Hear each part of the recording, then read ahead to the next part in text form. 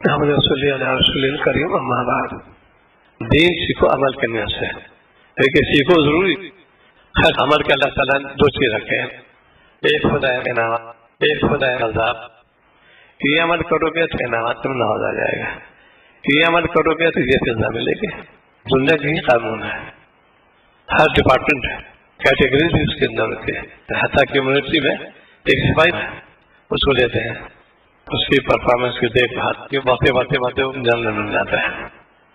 ایسی دین کے اندر بھی لوالے کیسے کامیاب ہو گئے، بڑے مجاہدے کہ انہوں نے نفس کو کچلا، اصلاح نفس کی شریعت کے پابند رہے، لوگ حقوق گالیاں سنی، اس لیے ان چیزوں کو دھیان ہی نہ دے۔ میں بیٹا جیسے منہ اتنی بات کس کو ہو گئے کہنے دو، تم کامے لوگ بس۔